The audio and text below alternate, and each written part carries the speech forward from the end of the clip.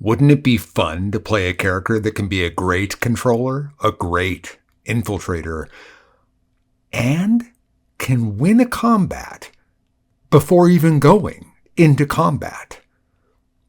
You do think that would be fun? Well, I agree, and you're in luck, because behind today's secret door, the Pact of the Chain, Great Old Ones, Warlock Test Drive.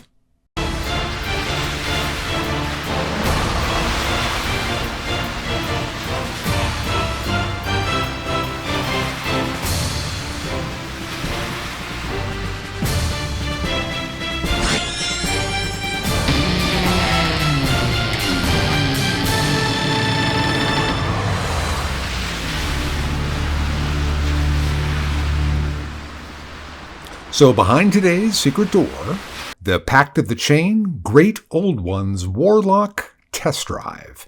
This is Secret Door, a channel devoted to in-depth discussion about Dungeons and Dragons, and my name is Matt Morich. Alright, I have started a Patreon. If you're interested in supporting the channel, your help would be greatly appreciated and much needed. And many thanks to Marcelo, Doug, and Jamie for your support. The link will be in the pinned comment and in the description. So before I get started, please do check the pinned comment. That will include anything that didn't maybe make an edit. There might have been omissions, something I simply forgot to mention in the video, or a mistake that I might have made. So anything like that will be in the pinned comment. So a test drive is exactly what it sounds like. It's your ability to see how a character will play out level by level.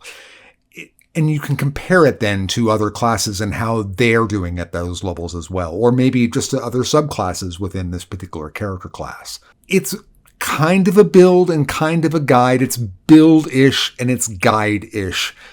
It's a test drive, though. Its primary purpose is for you to see how it'll play and how it'll feel, and I'm giving you what I consider to be some optimal choices along the way. Now, in regards to this particular test drive, I must confess that the primary impetus for me doing this is because of the recent revelation that a viewer brought to my attention about the Pseudodragon. Now, I do Pact of the Chain all the time, and with the new rules, when I saw the Pseudodragon, I was greatly encouraged and declared it to be the best of the combatant familiars for Pact of the Chain. But overall, I still prefer the Imp from the overall scheme of things, just simply because the Imp is so useful outside of combat. I mean, so crazy useful outside of combat that and the fact that it can still be an effective contributor to combat, that I have the Imp as number one, with the Pseudodragon clearly being the best combatant. But this viewer had pointed out that the Sting, which makes the Pseudodragon so great, is not an attack. And because it doesn't have an attack roll, it therefore can perform the Sting, because it's its own action and a familiar can do any action other than attack. Then it can do this round after round after round after round. And of course, this changes completely my perception of the Pseudodragon. Not that I think that it unseats the Imp, but that it elevates it even to an even more desirable position that someone like me may not value the combat value of a familiar overly much. But this now is a whole different matter. So I would be lying to you if I weren't building this entire test drive around the whole idea of the Pseudodragon as a combatant, and that's what we are doing here. It turns out that the Great Old One is a great fit for this, and I'm certainly going to be dealing with the actual class of the Great Old One. Don't worry about that. But it is in regards to what synergies can be found between the Great Old One as a character and having the Pseudodragon as a combatant. And there are definitely some great synergies, particularly the level 10 ability is unreal for the Pseudodragon, which is really why I chose it. But a lot of the stuff that happens before level 10, you could be doing this with any Warlock. So this will be, if you are inclined to want to use a Pseudodragon as a combatant, levels 1 through 9 in this test drive should be very, very, very helpful to you. Now, with a test drive, I traditionally deal with role-playing considerations. I generally do that, especially for the classes that are kind of coming out of left field, and it may not be obvious how you should be approaching that class, or people might be struggling to find an interesting way to embrace that class. I think the great old ones, because of the sheer amount of literature that's out there from Lovecraft, that there's and a whole game called Call of Cthulhu, that you've got a lot of resources to be able to tap into the great old ones. But I do want to point out a couple of things. First of all, let me address the point that I am not a fan of Lovecraft. I'm not saying it's bad. I completely respect the importance of Lovecraft and horror literature. I love horror literature. I just, every time I've tried to read Lovecraft, it just doesn't ring with me. So it's not that I don't like the ideas. It's just that for whatever reason, I don't respond to him in his writing style. And the particular genre of Cthulhu and the great old ones is, it's interesting to me, but it also doesn't particularly really grab me. Now, having said all that, from a role-playing perspective, I could see myself going nuts over a great old one character. Why? Well, from my knowledge of Call of Cthulhu, it's pretty common for characters to go insane. Now, these are characters that in Call of Cthulhu that don't have magical abilities or whatever, and I'm sure I'm wrong about that, but from what I understand, you're generally playing a normal human in Call of Cthulhu. And you are struggling with keeping your sanity as a character. Well, this character is in Dungeons and Dragons and does have magic and made a deal with these guys. So the chance to play a crazy character, you never turn down playing a crazy character in Dungeons and Dragons. That is a huge role-playing mistake. Crazy is fun. Now, I'm not saying by any means that gives you some kind of license to be this unremitting pain at the table. That is not what I'm saying at all. But the kinds of ways, what madness offers to a role player is a cornucopia, and you don't want to just turn that down. So I'm not simply saying that you must be insane or mad or whatever, but I think you should give it a careful thought. I would really think that turning that down would just be something you'll probably regret for the rest of your role-playing days. I mean, if you're playing a great old one, Warlock, I think you have to be pretty crazy. So with that in mind, I'm going to suggest something that I normally don't suggest, and that is that when it comes to the familiar, and we're obviously going Pact of the Chain here, when it comes to the familiar, I am a traditionalist, and I'm sure I speak for a lot of folks out there that certainly not all, but when it comes to a Pact of the Chain familiar, that you want the familiar to simply be that creature, not an ever-changing form that you're just snapping your fingers and making it into an owl, into a weasel, into a Pseudodragon, into an imp. It's an imp or it's a Pseudodragon. That's your familiar. That's how I would normally approach it.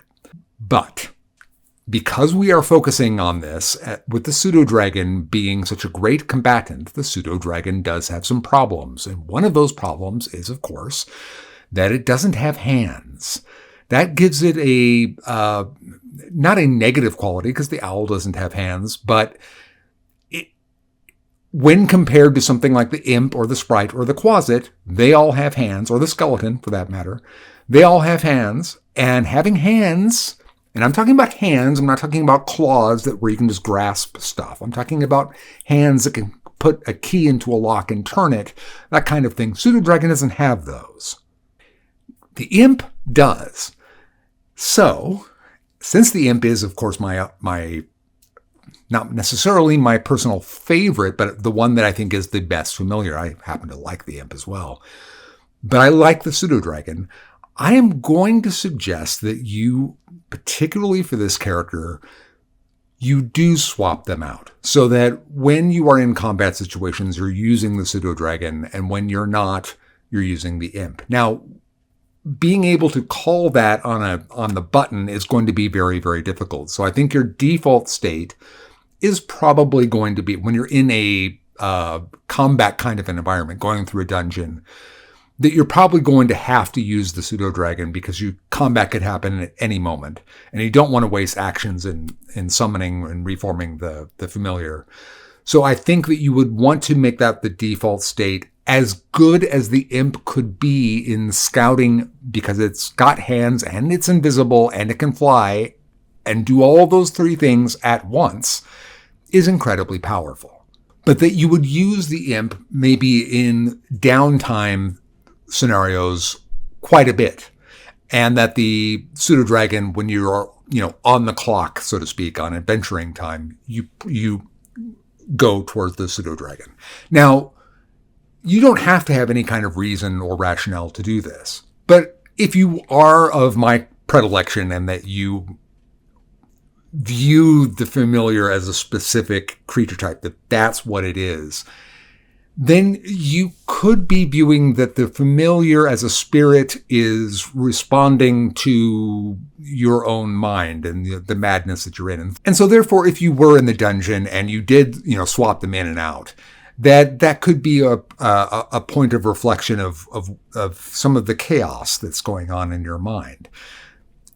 I'm just looking for some kind of way where you could integrate role-playing into something where you're clearly just trying to gain mechanical advantages. Whenever you're trying to do something like that, try and bring it back to your character. Always try and bring it back to character. So in this, the Pseudodragon is traditionally like a chaotic good kind of creature, chaotic neutral. In AD&D, you could consider it chaotic neutral or chaotic good, and you could get the Pseudodragon. But I think it's chaotic good. So they're diametrically opposed. Imp is lawful evil. So they could very easily be representing different polarities in your own mind. So something like that, is my big contribution here is, from a role-playing point of view and playing this, is definitely be insane. Definitely be insane. And definitely think about toggling them both out. Not only is it mechanically way more effective, but it could actually add to a bit to the role-playing aspect of your character, as opposed to just simply being a mechanical power grab. So now for race, I don't really have a strong pick one way or the other. I would say human as a default is a great choice. The only thing I'm worried about is that you have the alert feat.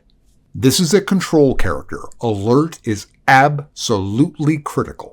It also pairs very beautifully with having a familiar, because the familiar rolls its own initiative, and therefore, if the familiar has a more desirable role, you can grab that. So not only do you have alert, but you are rolling with a kind of advantage, even though the role that the familiar gets. So it's a role with a kind of advantage with you and the familiar. So that is great. So between having that and alert and a reasonably good dex, you're going to have be able to pick and choose very early on, right from level 1, when you're going to go in a turn. So alert is the only critical factor here. You could pick anything. I would say human would be very desirable. The other feat, there's a lot to be said for going for Magic Initiate and picking an enchantment or an illusion spell. I don't have a particular one that's important for this test drive, so I didn't pick one. But that would be something I would look to. If you can grab an enchantment or an illusion spell, specifically one that is not on the Warlock list, that will be very helpful to this character. But that being said, there are many other racial choices that either might just suit you more personally for your role-playing point of view, or that mechanically have a specific benefit in how your table plays out. Or like saying playing an elf has trance, that's always going to be very, very useful for a warlock. So elves are going to be a very desirable race. So there's other great choices out there. I'm just sort of semi-picking human for this, but I'm really just worried about the alert feat. So we're going to put a 15 into charisma. We're going to have two 14s. So you're going to have the 14 and the 13. The 13 you're going to put the +1 into. So you're going to have a 14 Constitution and a 14 Dex, and the rest doesn't really matter to me. You could dump strength, whatever, or intelligence, either way. But those are the critical points here. One other note, if you did go human other than Magic Initiate, obviously Lucky's a great pick. It isn't going to be very important for you to take Lucky because you're going to get, as early as level 2, you're going to have a way to protect your concentration spells. So it may be worthwhile to take something like Musician. So you would have Alert and Musician. This would give you, as you'll see, this character already is going to be benefiting the party in short rests. If you have Musician as well, you're going to really grease the sled for the party to take short rests, which of course benefits any Warlock greatly, but you'll also be benefiting the rest of the party greatly. So Musician is a interesting feat for this particular character. Okay, so at level 1, we get Eldritch Invocations and we get Pact Magic. Now with the Pact Magic, we only get 1 slot, and that is horrible. It's very difficult to pick. I would prepare Hex, and I'm going to say prepare Bane. The 1 spell slot's just a real big problem for the Warlock. Level 1 always stinks. So you're going to be using Hex. I'm not worried about damage with this character. But you do need to have that as an alternative for this character. You clearly have to use Hex, but we're not going to be dependent on Hex for the first 9 levels mostly. But at level 1, I think just from a practical matter, you're kind of going to have to be using Hex. And with this, I'm going to assume that you are going to be using Eldritch Blast, and we'll be using that periodically. Damage is just simply there for you to contribute. You're not going to be a particularly good damage leader, but there will be moments where you can shine when you have to. For the Invocation, of course, we are taking Pact of the Chain. And with Pact of the Chain, we get the ability to cast the Find Familiar spell as a magic action, which is fantastic. You still need the material components for it. You can sacrifice an attack to have the familiar attack. But in this particular case, when you're using the Pseudodragon, you don't want to do that necessarily, because the sting, which is the big deal with the Pseudodragon, is not an attack, right? I discussed that earlier. It's not an attack. Therefore, if you're giving up your attack for it to attack, it's not going to be doing that. It's going to be doing its multi-attack, which is 2 bites. Now, that may be something you want to do, but if you're looking for a use of the sting, it's not going to do that. Now, I should point out that this whole thing with the sting not being an attack, DMs might react very negatively to this and think that it's clearly some kind of an oversight in the rules, and it might be. If this might be something that you see errated, I don't know. Here's what I do know about the Pseudodragon. It's only got 10 hit points. It doesn't have invisibility. It doesn't even have the damage resistances that something like the Imp or the Quasit has. And it can't be invisible.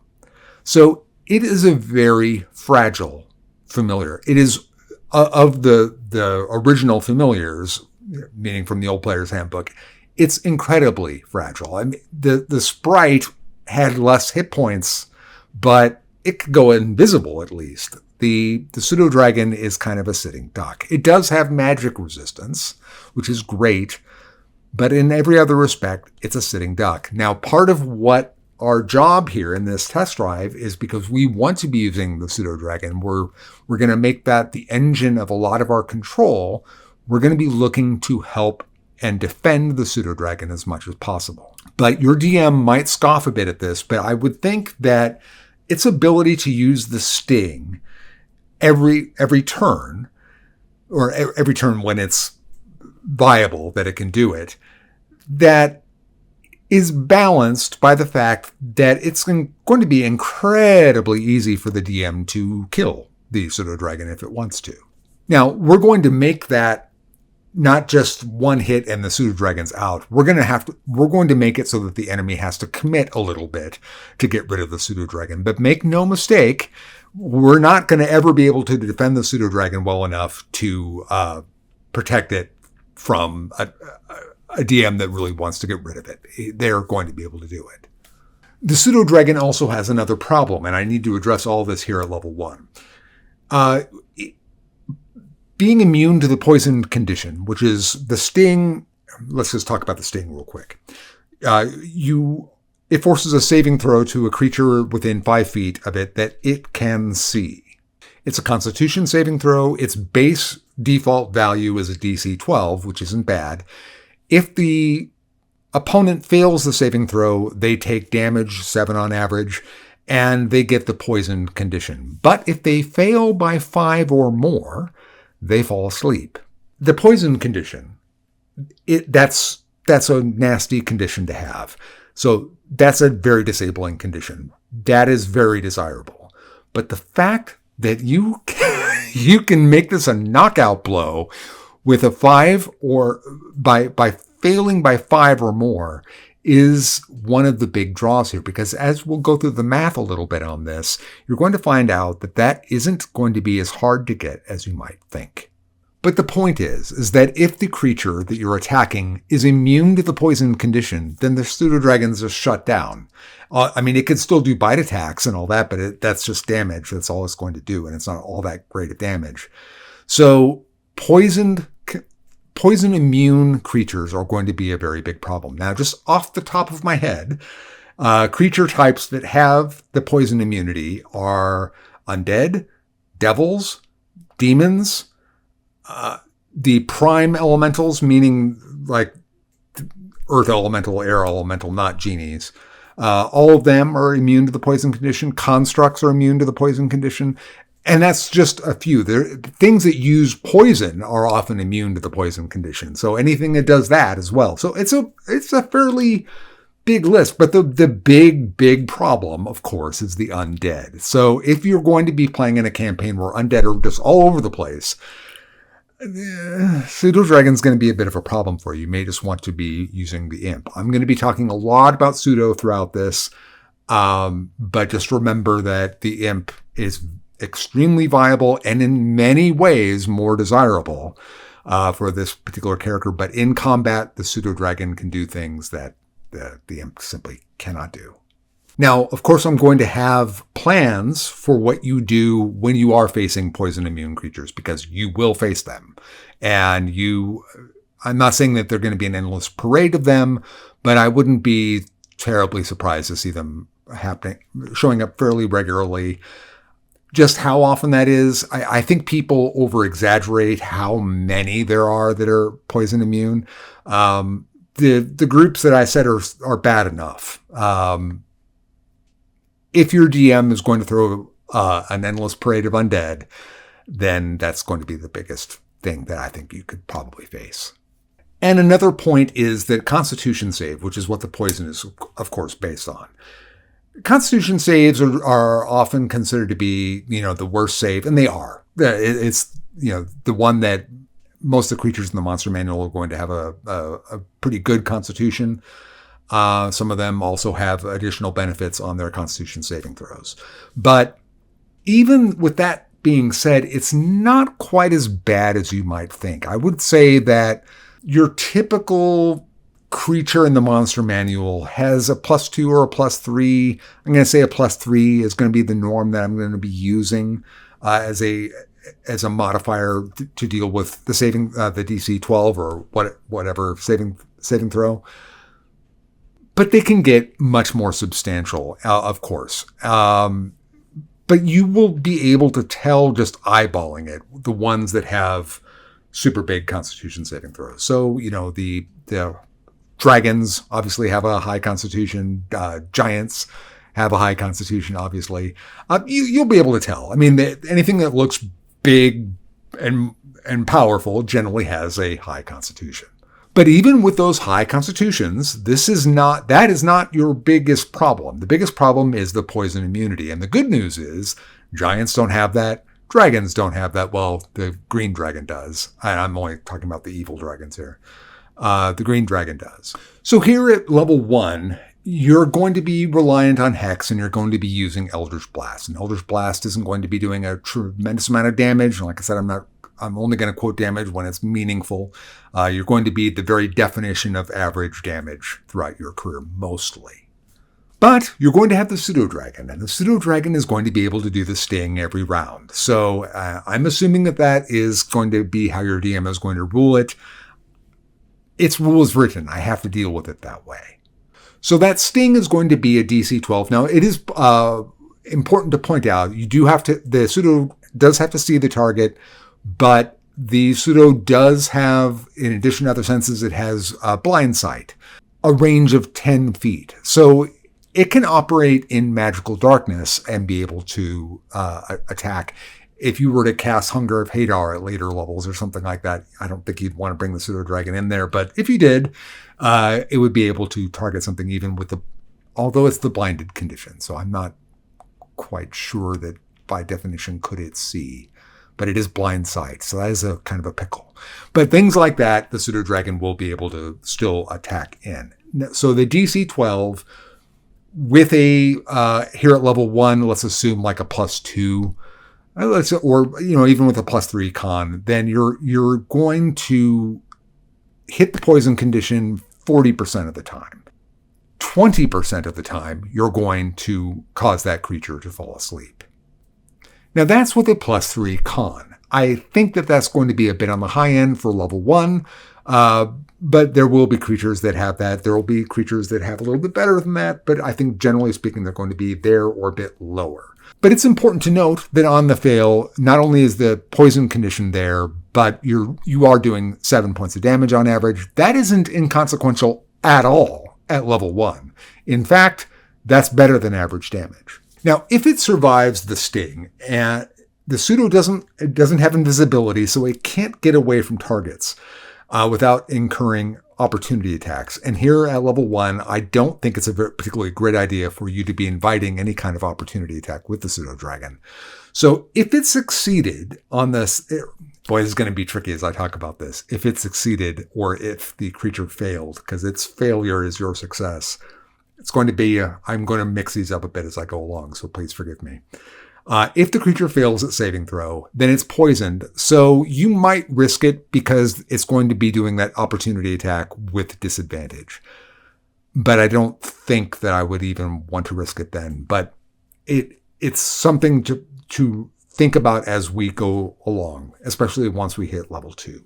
So level 1 is very much a mixed bag. You have the Pseudodragon who's going to be doing quite a bit for you and the party, but a level 1 Warlock just doesn't feel all that particularly great because you've got 1 spell slot, it's going to Hex, you're doing your part in damage, but not anything terribly, terribly interesting. And we get Magical Cunning, where we can perform a 1-minute esoteric ritual where we can recover half of our Pact Magic slots. We also gain another Pact Magic slot, so now we have 2, and we have Magical Cunning, which means before we have to take a short rest, we can have 3 slots. That is a big, big, big deal.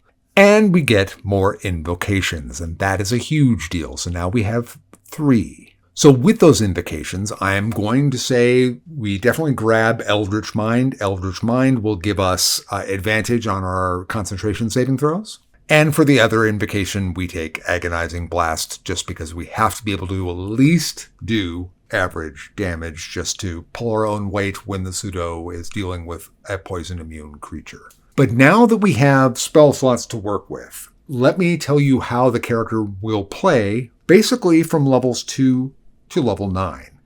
And that is that your big go-to spell is not Hex anymore. Your big go-to spell is Bane. With Bane, we are able to target 3 creatures. If they fail their charisma saving throw, then they are going to have a D4 minus to their attack rolls and their saving throws. So it's the inverse of Bless, but the advantage Bless has, which is why I think Bless is a much better spell than Bane, generally speaking, is that you don't have to worry about saving throws. 3 get the buff. Now, to get this debuff, The advantage that you have, of course, is that you are hitting probably the worst saving throw that you can throw onto a creature, and that is charisma. Now, that isn't to say that there's not going to be creature types out there that aren't going to have good charisma scores. There are. But the vast majority of creatures, sometimes many of them have negative modifiers on their charisma. So your ability to score failures with Bane is going to be probably somewhere about in the 70 percentile range. That's an overwhelmingly high chance for a failed saving throw. I mean, even here at level 2, you have a DC of 13. Many creatures simply just have a 0. I would say like that would be the average. It would be 0. It might even be lower than that because of the negative scores that are out there. And there's plenty of them out there. But let's just say it's 0. Then, you're not at a 70% failure just yet, but you're at 60% right now. And by the time we hit level 5, that is going to change, and that's where you're going to be hitting at about the 70% ratio. But at 60%, you're going to be hitting, close to 2 out of the 3. Certainly 1, often 2 will fail.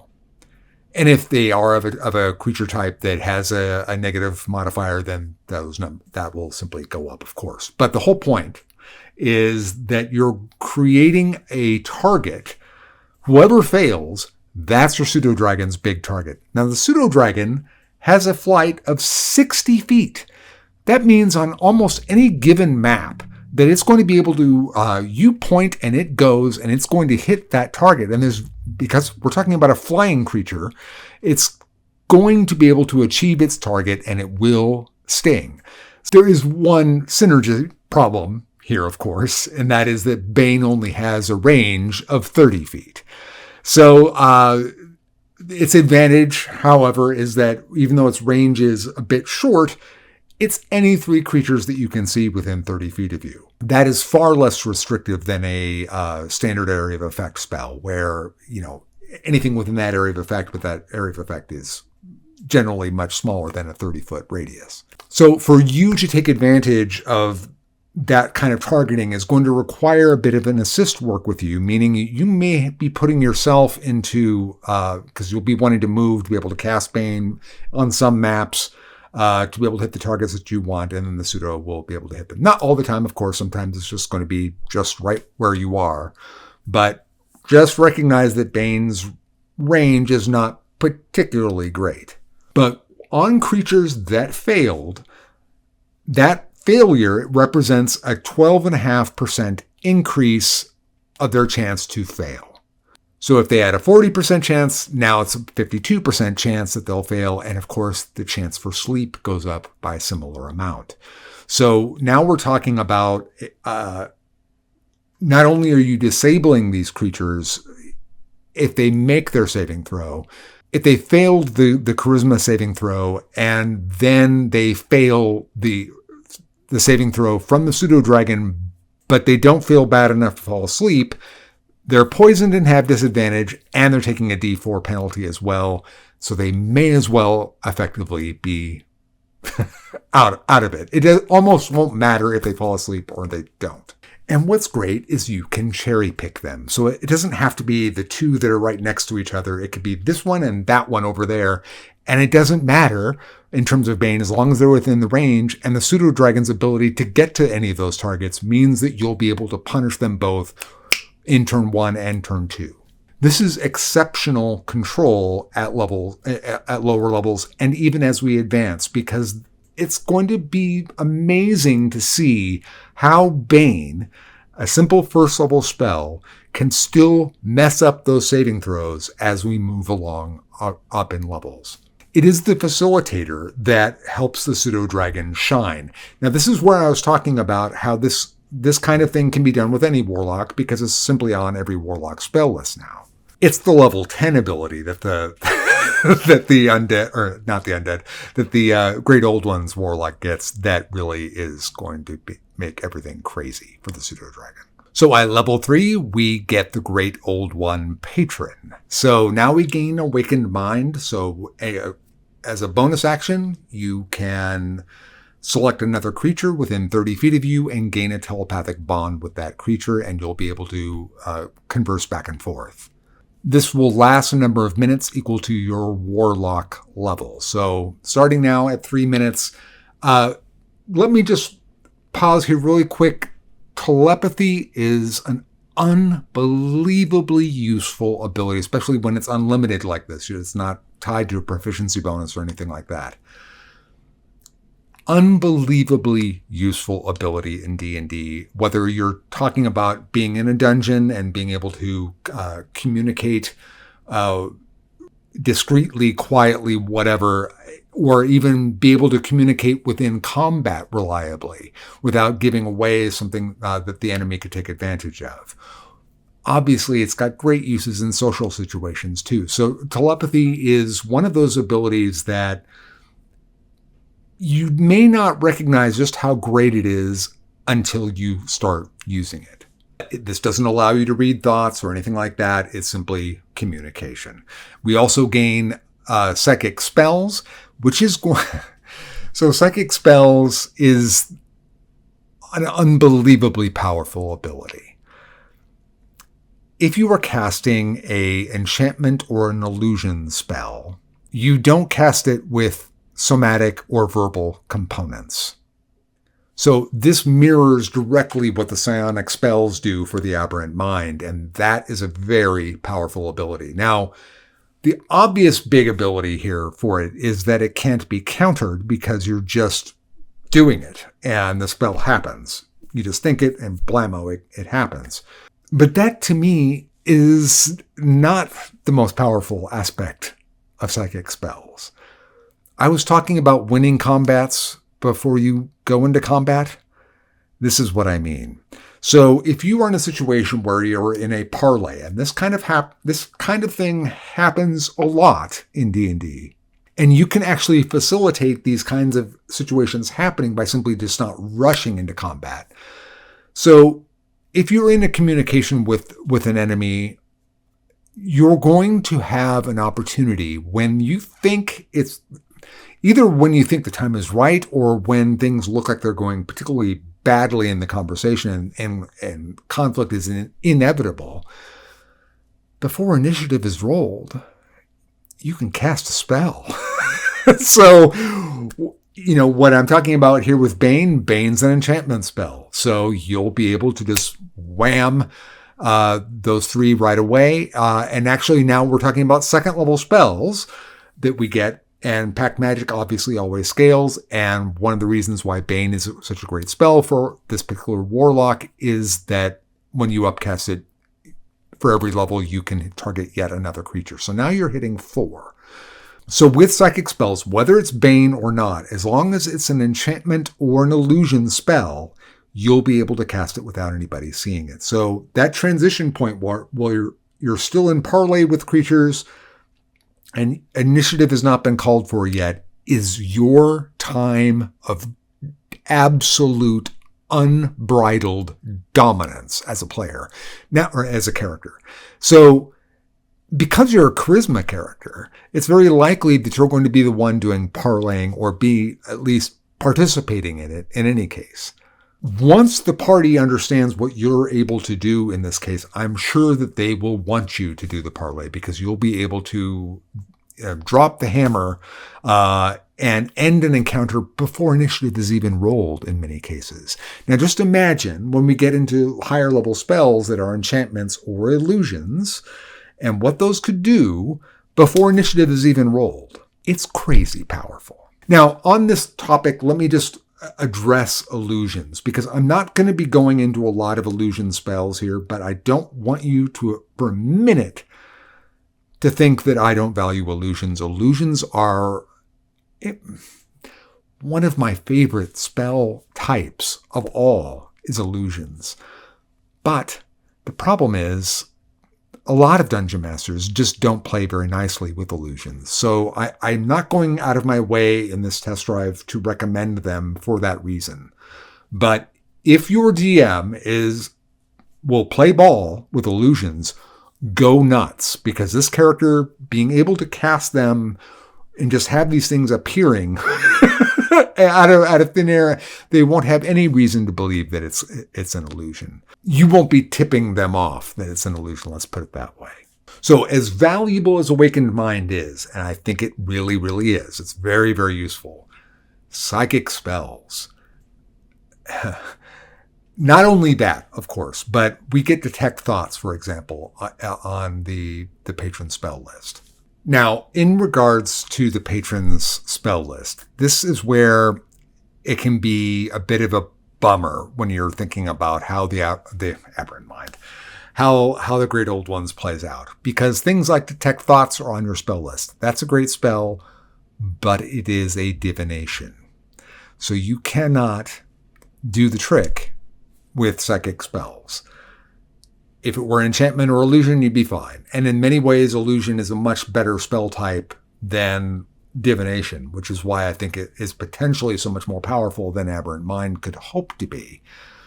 But it is in situations like that where you go, gosh darn it. I mean, you're a telepath. You should be able to do that without verbal or somatic components, of course, in my opinion. But I'm not suggesting that you lobby for that at all. It seems like a real bummer that you can't do that. So don't think that the Patron spell list that's provided means that you automatically get to do that with those. It doesn't mean that at all. Only enchantment or illusion spells. However, another aspect of psychic spells is that when you do damage with a spell, you can change that damage to psychic, which is obviously going to be preferable in a lot of cases. Obviously, another big standout on the Patron spell list you're getting here at 3rd level is you're getting Tasha's Hideous Laughter. Fantastic spell, obviously. There's going to be moments, of course, when you're going to want to be using Tasha's, particularly the poison immune creatures. That's when you want to be using Tasha's. Otherwise, you should be using Bane to facilitate the Pseudo, and just your ability to disable multiple opponents in this way will just go on and on and on. You're potentially hitting with 4 targets now. You're going to be hitting 2 of them and sometimes 3 with charisma being the way it is. So that's just an incredible value. But a spell that you're going to want to prep is Invisibility. Invisibility is an illusion spell. And as an illusion spell, you're going to be able to just blink out of existence, and that's fantastic. There's going to be a lot of synergies and things like that you're going to want with illusions. But again, I don't want to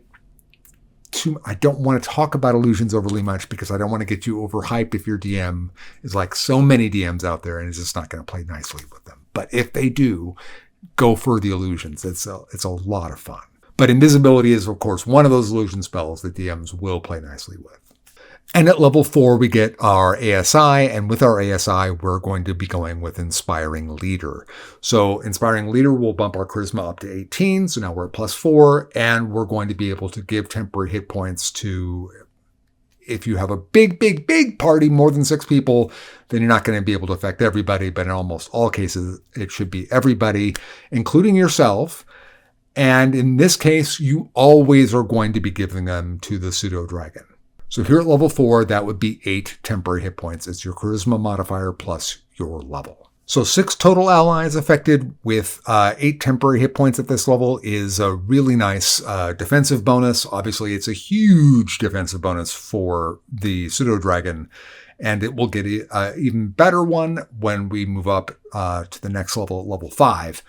But you can do this after any short or long rest. You're going to be able to do this performance and give everybody those temporary hit points. Remember also that if you did decide to go human and you went with Musician, that's another thing that you'll be able to give out Heroic Inspiration at every short rest. So in this case, and that would be a number tied to your proficiency bonus of number of allies.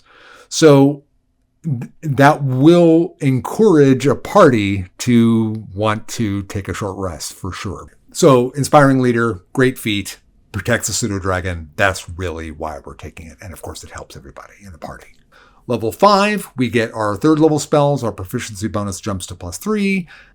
Bane is now targeting 5 targets. And of course, because we get 3rd level spells, we are going to want to prep Hypnotic Pattern. Hypnotic Pattern is an illusion spell. So now you have your choice. Hypnotic Pattern is a great spell. It is another one of these spells that you could be going into a parlay situation with someone and drop a Hypnotic Pattern down on everyone before initiative is rolled. Now, the ability to neutralize, straight up neutralize a significant number of the enemy before you even roll initiative is staggering. And you're going to be able to do this. I'm not saying like you're going to be able to do this every time. Of course not. Of course not. But it's going to come up more often than you think. But this will be the big question for you as to whether you should be using Bane in an encounter. Forget about the parlay situation. Just a regular encounter now. Should you use Bane and hit 5 targets, or should you hit with Hypnotic Pattern? Now, a lot of you are going to say that Hypnotic Pattern is obviously better. And it can be. It certainly can be. But not necessarily, because it's got a limited area of effect. How many targets are you actually going to hit? Now, if you're hitting 6 targets with Hypnotic Pattern, then sure, I would say at 6 or more, you definitely want to be using Hypnotic Pattern. Hypnotic Pattern is doing a Wisdom saving throw. Wisdom saving throws are still not great for the enemy, but they're not as bad as Charisma. So the failure rate of saving throws for Bane is going to be higher than it is for Hypnotic Pattern. And you can cherry pick your targets with Bane, and Bane is facilitating the Pseudodragon. Now, I don't want to be facilitating the Pseudodragon as the end-all be-all, but the effect of Bane by itself is debilitating to the enemy and accentuates to leading them to fail other saving throws, which will take them out. Hypnotic Pattern, and again, higher failure rate, at least to some degree, higher failure rate than Hypnotic Pattern, and cherry picking over a smaller target area where you may not be hitting the targets you actually want to hit because you're in favor of hitting more of them with something like Hypnotic Pattern. Bane is going to allow you to be able to pick the targets that are the ones that you really want. So it's not always such a slam dunk. It's unquestionable that Hypnotic Pattern immobilizing the creatures or incapacitating the creatures is a fantastic ability. But there is one other thing that we do have to remember with Hypnotic Pattern, and that is it has the same kind of thing that sleep has, where you can shake somebody awake and get them right out of the stupor of Hypnotic Pattern. And I would argue that somebody just staring off into space suddenly is more of a, hey, what's wrong with you kind of a thing from a roleplay standpoint, that the enemy might do that as opposed to watching somebody drop and you just saw a spell cast and they dropped. You wouldn't know that they're asleep. You might think that they just died. But someone that's just standing there staring off into the distance, that you might get that shake awake kind of a feeling. The point I'm trying to make here is that if you're targeting a lot of creatures in a small area of effect, and say half of them fail, it doesn't take that many of those creatures' actions to get everybody out of that scenario with Hypnotic Pattern. So Hypnotic Pattern is a great spell, and I'm not slamming it and saying Bane is better. I'm not saying that. I'm saying that Bane may be more desirable for this character. Sometimes, not all the time. So it's going to be a judgment call you're going to have to make, but I think I've come up with a pretty slam dunk kind of a thing, which is if you have 6 or more targets with Hypnotic Pattern, go ahead and drop Hypnotic Pattern. Why wouldn't you? The number one pick here for invocations is, of course, Investment of the Chainmaster. We're taking Investment of the Chainmaster, though, not for the bonus action attack, because we don't need it with the Pseudodragon. If you were with the Imp for another reason, you would have that option, and you might want to do that. I think the Imp is best used just simply to perform the help action. But it's the reaction ability to give the Pseudodragon damage resistance when it takes damage. You can only do that for one attack because you can only do one reaction. So it's not going to save it out of everything. but chances are the DM isn't going to be just targeting the pseudo with everything. So with the temporary hit points and that reaction, you're going to be able to keep the pseudo around for a reasonably long time. Certainly it'll survive a lot of combats. I'm not saying it'll die every single combat, but it certainly will die.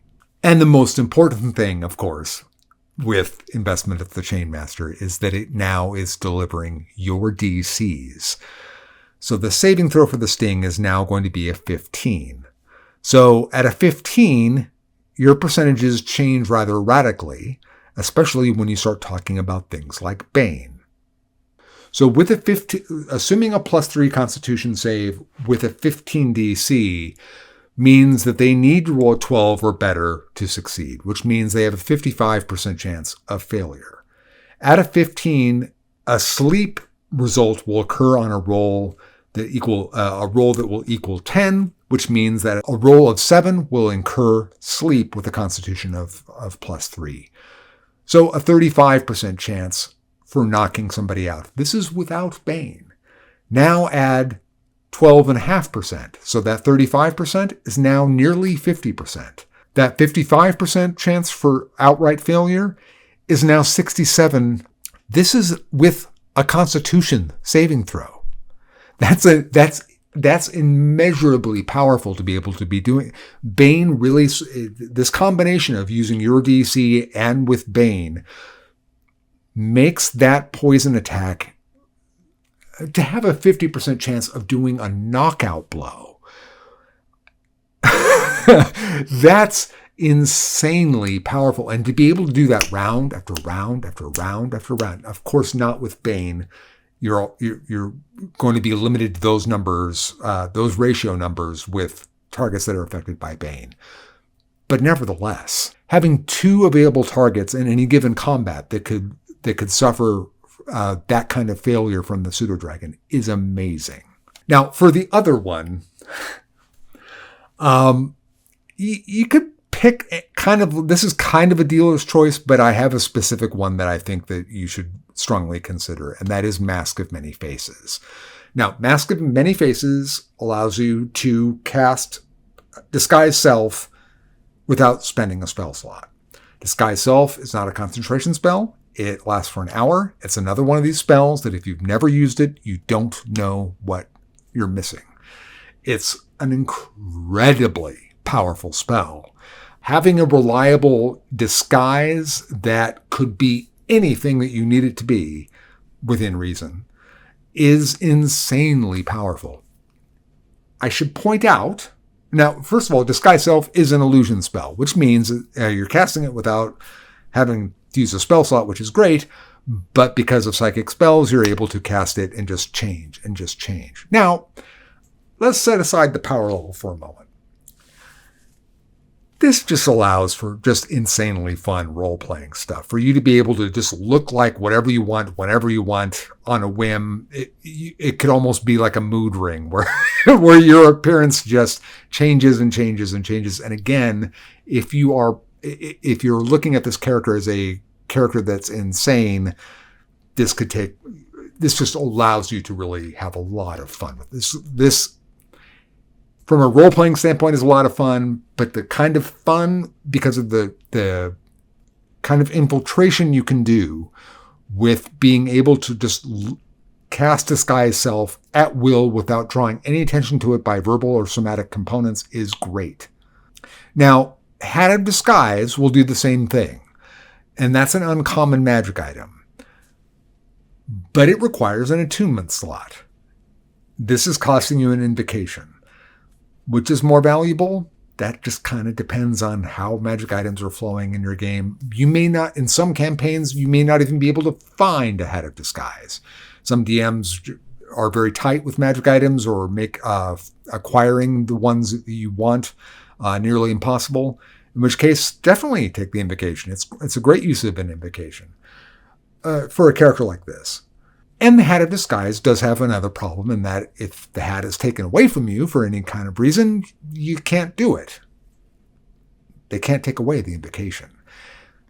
This kind of an ability is so often like a get-out-of-jail-free card.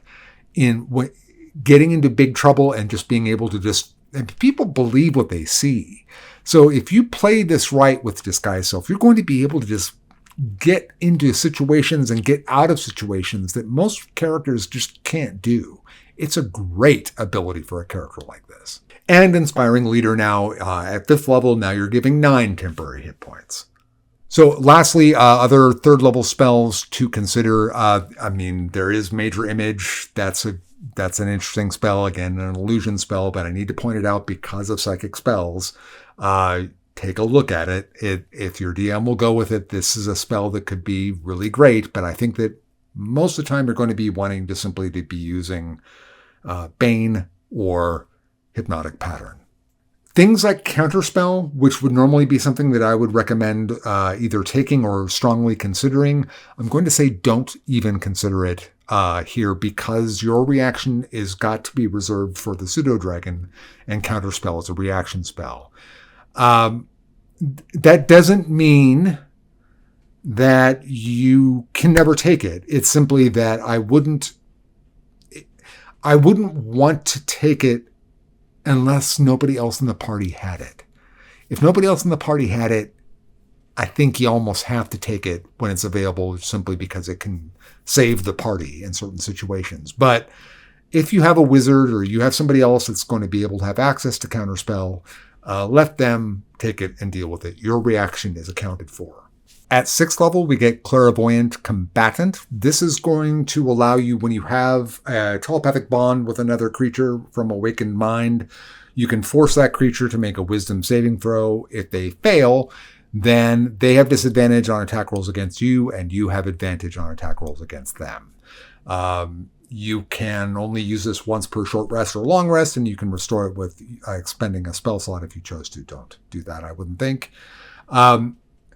There are going to be builds for Great Old Ones that really take advantage of this particular feature.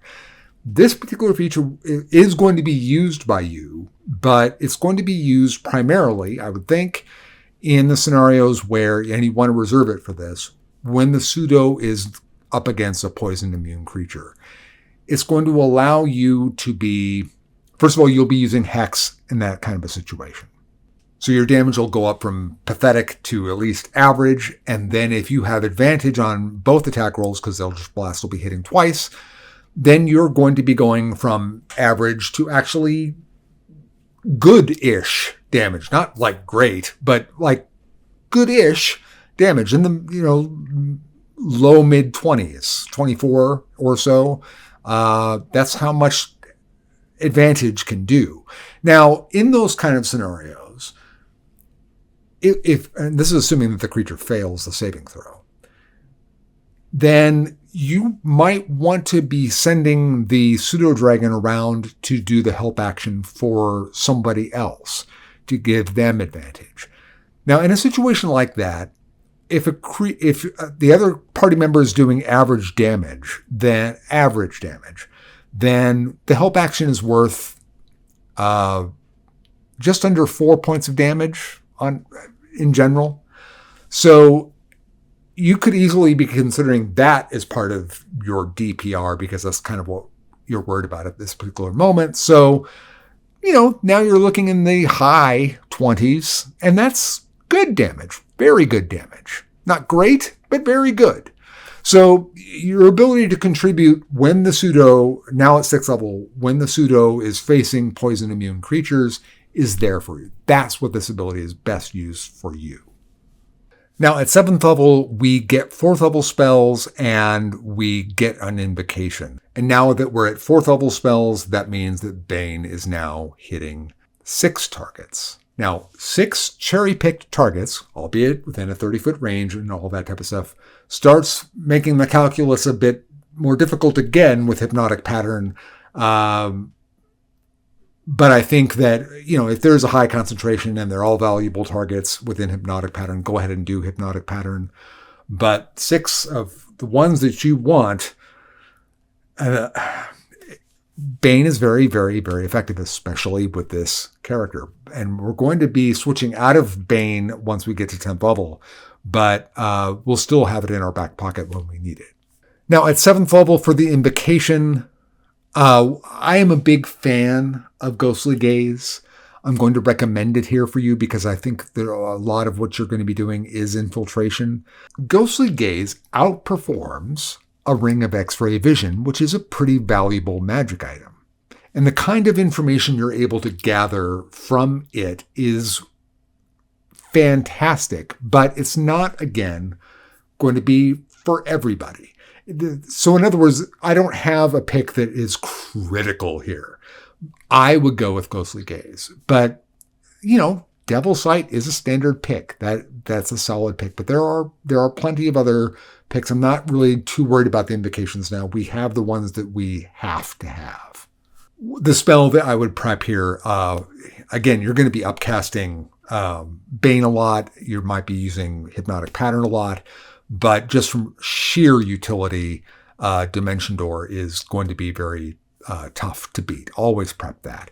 You're also going to get Summon Aberration as a patron spell.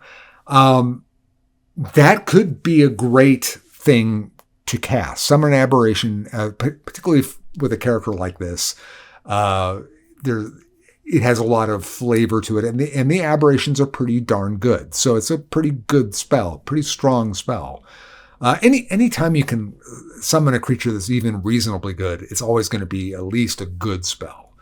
Summon Aberration is particularly good. Now, the reason I'm not gushing about Summon Aberration is because of the kind of dynamics we're going to be talking about with concentration spells. Is it more valuable than having Bane or Hypnotic Pattern? Probably not, because of the nature of your character. But, things happen, and having another combatant out in the field could be really what needs to happen to turn the battle around. So you'll always have that prepped, and it's always going to be in your back pocket. So now at level 8, we get our ASI. We're putting our Charisma to 20, which means our DC goes up to 16, and that's fantastic. It also means that with Inspiring Leader, we are now getting at 8th level 13 temporary hit points to 6 total allies. But that DC tick up, I know it's really kind of backwards to be thinking of your DC ticking up in terms of so predominantly with the Pseudodragon, but it's going to be affecting so much on the table that every time you're advancing up at all with that DC, it radically changes that percentages more and more and more into your favor, especially then when you're talking about Bane knocking it backwards. Now at 9th level, we get Contact Patron. I'm laughing because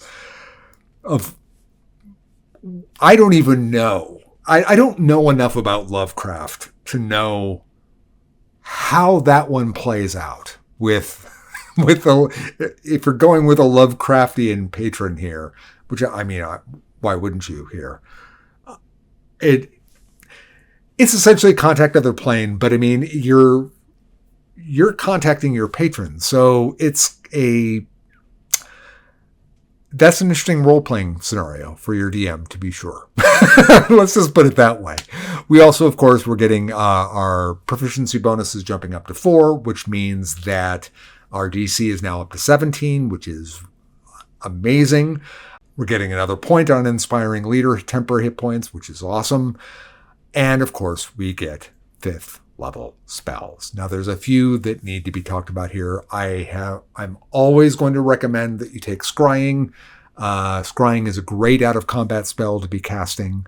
Being able to get that kind of information, you just don't say no to something like Scrying in my book.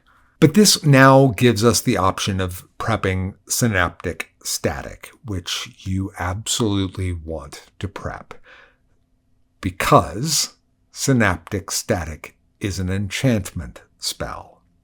So not only are you doing area of effect, good damage with a debuff, you could be doing it before initiative is even rolled if you're in a parlay situation, once again. Just a fantastic, and again, one of these spells that the debuff is going to just, when you start compiling the debuff from Synaptic Static onto Bane with the with the Pseudodragon, on top. Granted, that is 2 spells, Synaptic, Static, and Bane, if you did that. But you could be just disabling.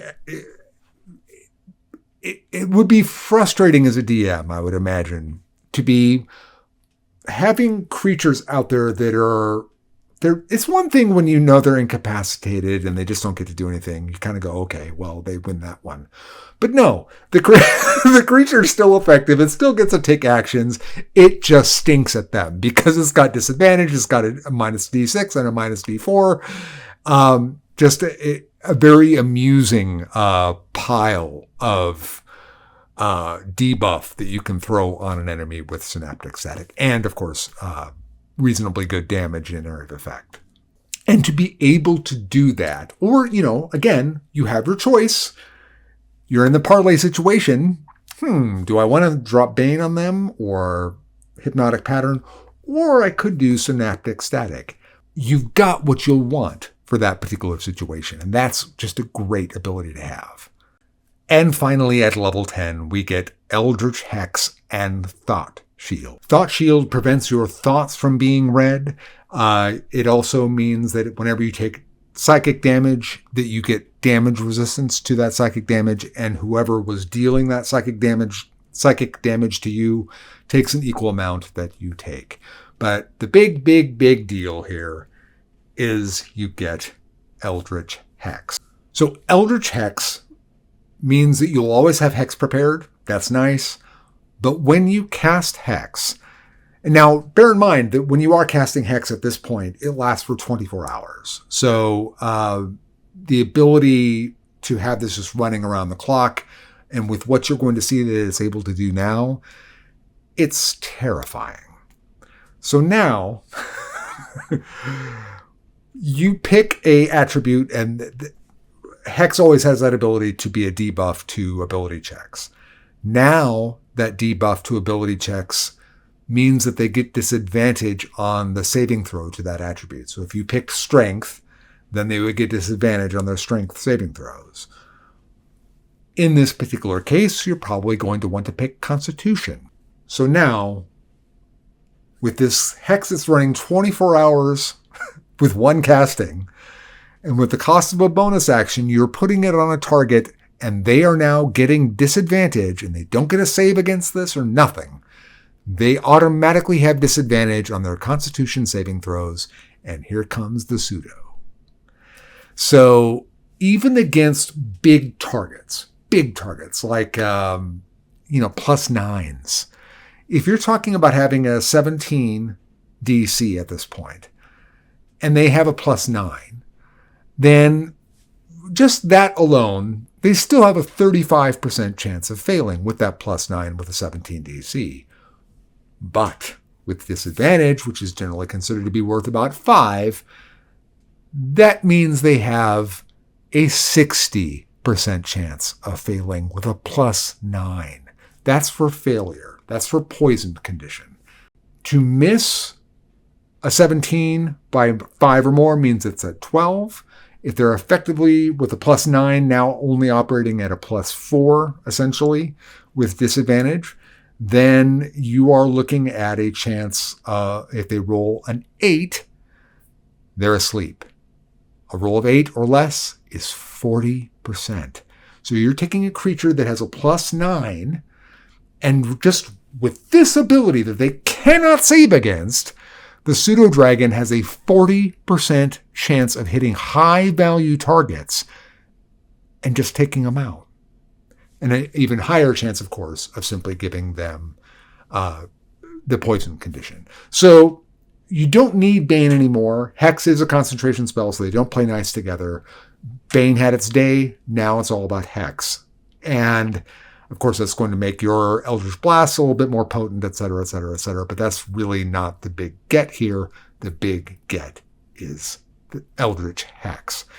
This is, and of course, you don't have to pick it to be Constitution saving throws just to facilitate the Pseudo, but that's what this whole test drive is about, is how this particular, it's really about this particular thing for the Great Old Ones, is this particular power, a 10th level power, But this is a very powerful power. To be doing this to targets and they don't get a save against it is incredibly powerful. And then for you to be able to punish that with a sleep effect, which may as well kill the creature for all intents and purposes. Unbelievably powerful effect. So you've got a character that now, from a role-playing standpoint, you get the advantage of having a built-in reason to be crazy, which is fantastic. That's just role-playing gold. You get the fun of being an infiltrator with, casting Mask of Many Faces and all that, and the Pseudodragon running around with control, and the fun of being a charisma character because you're obviously going to have a lot of influence in social situations, et cetera, et cetera. You've got the ability to cast detect thoughts and all these type of things, to handle things in social situations. Your ability to do surprise attacks outside of combat, to basically stop a combat before it even starts. This is a very fun character. I mean, and this 10th level ability with Eldritch Hex is something I don't normally get too hung up on 10th level abilities. I'm very much into the lower level abilities. But 10th level is at that kind of level where it's just good enough. If you're playing in a longer term campaign, even longer term ones are probably going to be ending around level 14. The last third of the character's life, they're going to get this insanely powerful ability. It's something to really look forward to.